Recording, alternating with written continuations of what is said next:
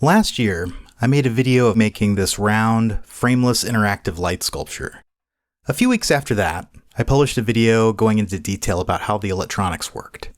And that was, holy crap, 5 months ago? Since then, quite a lot has happened. Some of it good, and some of it sucked. One of the better things that happened was that not long after my first video, I got an email from a guy in North Carolina who wanted to commission one of my interactive light sculptures as a present for his wife.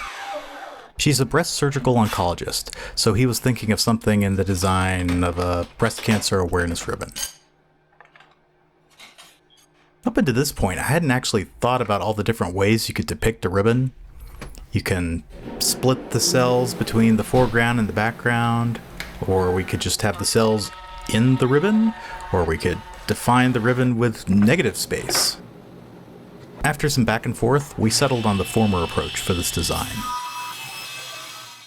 This is what the final layout looked like in my software. The different colors are just indicating how the back plates will be grouped for 3D printing. One of the cooler things that I've written in the time since the last video is the Luminoid simulator. This allows me to test out how the light sculpture will look without having to build it first. It's also very fun to play with.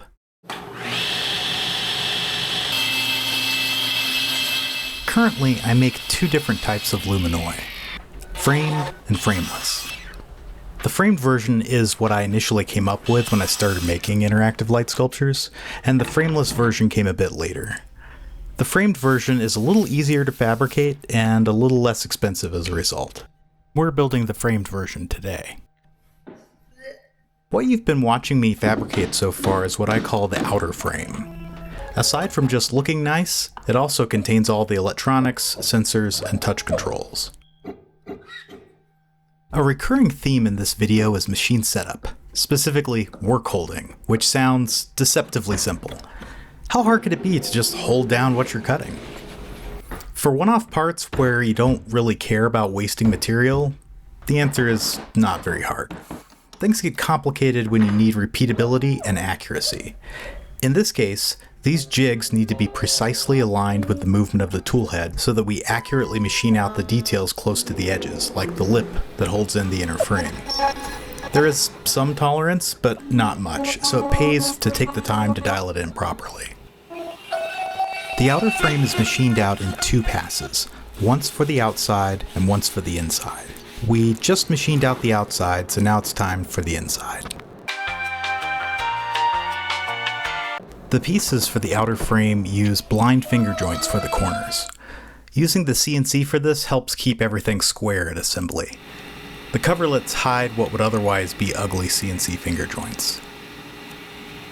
The bottom piece of the frame includes some engraving for the title and assembly date of the piece. To make it pop, I put down a masking film that gets machined away, and I use a white acrylic paint to fill in the letters.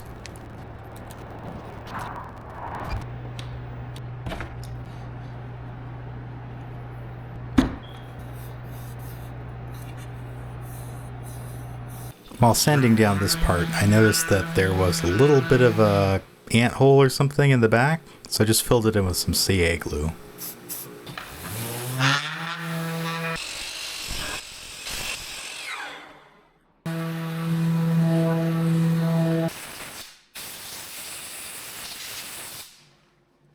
So the light sensors fit into these little pockets, and I needed a way to cut a window into the pockets so that there would be a way for the light to get in to hit the light sensor. So I made up this blue jig to help me precisely cut the holes for the windows. For the window itself, I used this acrylic dowel. I sand down the edge, put some CA glue on it, and it just fits in just perfectly and sets up really quick.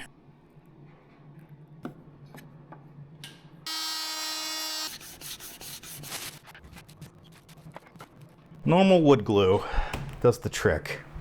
Don't have to use anything fancy, but one thing that I do use is I use these. I got a whole bunch of these flux brushes, but then I noticed that like the those keep popping out of it. So these flux brushes are really terrible. But I figured out a way to make them work. Just adding just a little bit of super glue right there, and adding a little bit of cancer to it, and now they do not fall out. Nice. And it's then you get that sweet aroma of cancer-causing stuff. Maybe I should open up the window. I'm gonna wear some gloves. Something I should do more often, except when actually using rotating machinery. Like, then you don't want to use gloves. Even like tight-fitting gloves and things that can catch Is that a drop of super glue or the fixer glue? That's cyanoacrylate. That's the problem with the thin type of cyanoacrylate, is that it's basically like superfluid helium. It's super. It feels like it's thinner than water. Like it's like water, but there's no surface tension. It just sucks into everything. See, the problem is with the flux brushes, they those little hairs would get into these joints, and then they wouldn't be flush. Crank it down. Ew. Well, it's still tight. I cranked it a little too tight there. I broke the ratchet, but at least the ratchet's still holding. All right, so now we're all glued up and nowhere to go.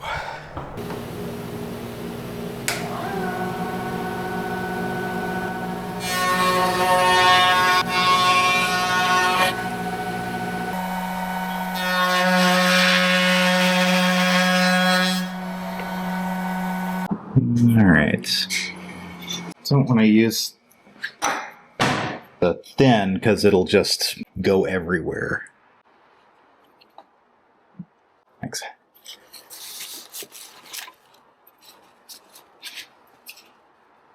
And then when we come back on this, we'll be going in from this side, so it should hold up better. And then once it's all sanded and finished, I don't think anyone will notice. Kind of hard to notice now.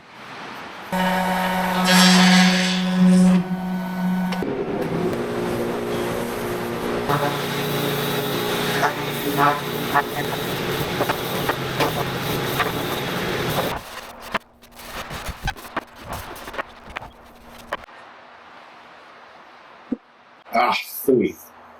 We gotta put that cleat in. Oh, right. So right. The skipped step.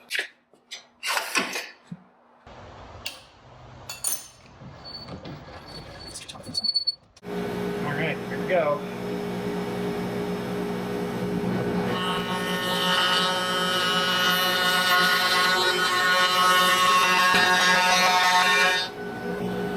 We don't want like a big thick layer cured onto it. We want like it to kind of bond with the wood, become one with the wood. And this isn't going to be too much sunlight to glare off in the car. So in theory, the glass greatly attenuates the ultraviolet light. So far, I've not run into any problems with it.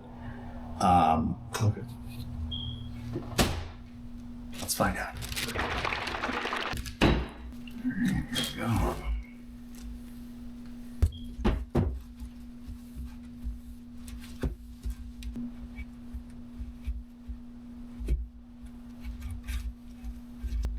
So we'll wait a little bit, and maybe another few more minutes, and we'll just let that set in, and then we'll wipe it down. All right, let's wipe this off.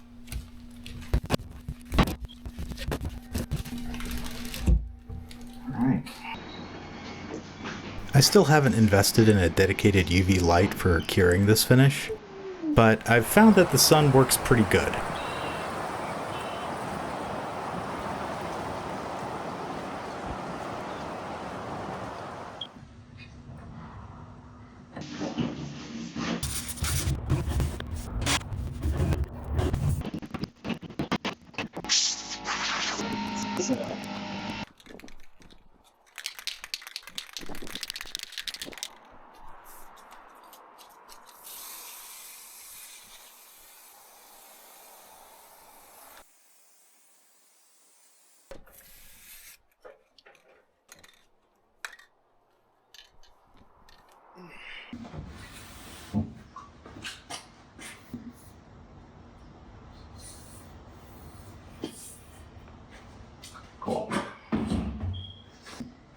looks good. This is one of the ambient light sensor boards that I use on my light sculptures. It's not really anything special, it's basically just a breakout board. One of the tricks that I figured out was to take a Sharpie to the edge of the PCB. This makes it a lot less visible through the window. So just to kind of show what the difference looks like, this is what it looks like when there's that board in there, right? You can totally see that big white circuit board there in the window. And this is what it looks like with that dark part on it, right? Big difference. Looks a lot better that way. And are these screwed in or glued in, or? They are taped in.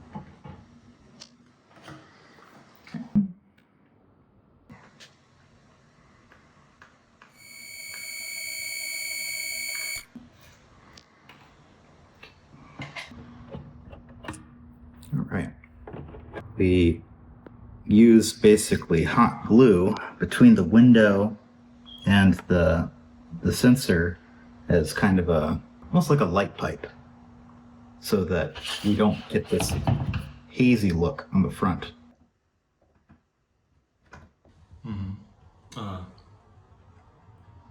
I had foil tape here just to make absolutely sure that no light from the light sculpture itself makes its way into this cavity, otherwise it causes a bad feedback loop.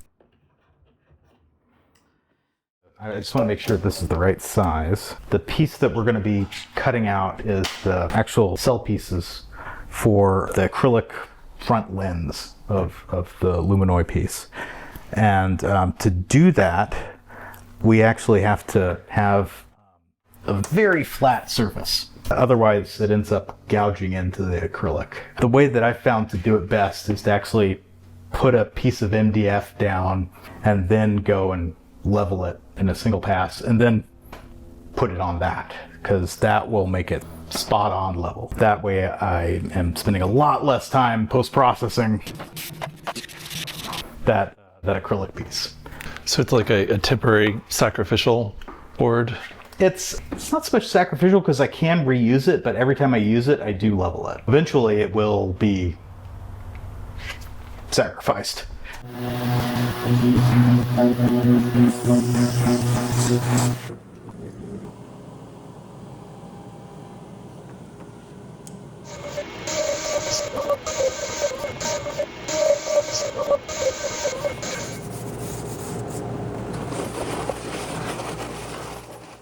The next part that we'll be machining is what I call the inner frame. This is the part that holds all the cover plates, all the diffusers, and the back plates. There are 3 machining steps. The first you just saw. The second is drilling the holes for the back plates. But before we go to the third step, we have to paint the insides of the cells white first. This increases the reflectivity of the cells dramatically. To make sure that the alignment is perfect, I use these steel dowels into these alignment holes.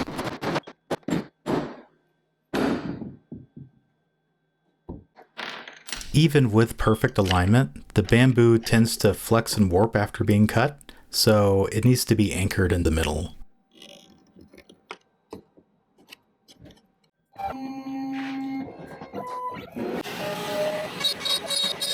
This last machining step creates the textured surface, as well as machining out the pockets for the cover plates. The diffusers are actually a sandwich of 2 different types of PETG filament. One is a smoke gray filament, and the other is a sunlu white filament.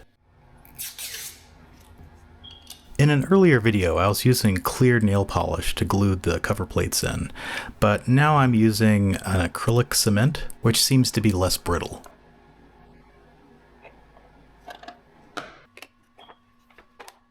Occasionally, some of the diffusers get these 3D printing goobers on them, so I have to reprint them.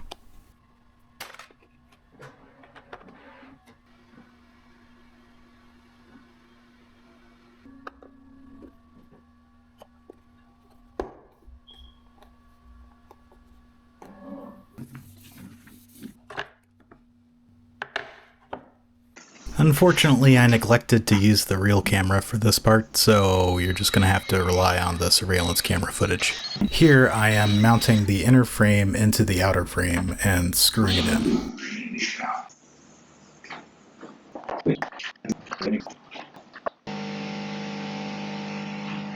The next step is to install all the back plates, but before I can install the back plates, I need to actually install the circuit boards into the back plates.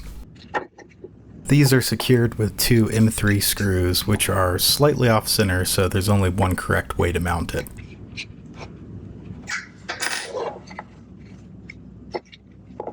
Once again, I'm missing the critical footage of me screwing the back plates into the back, but here you can see what they look like when they're installed.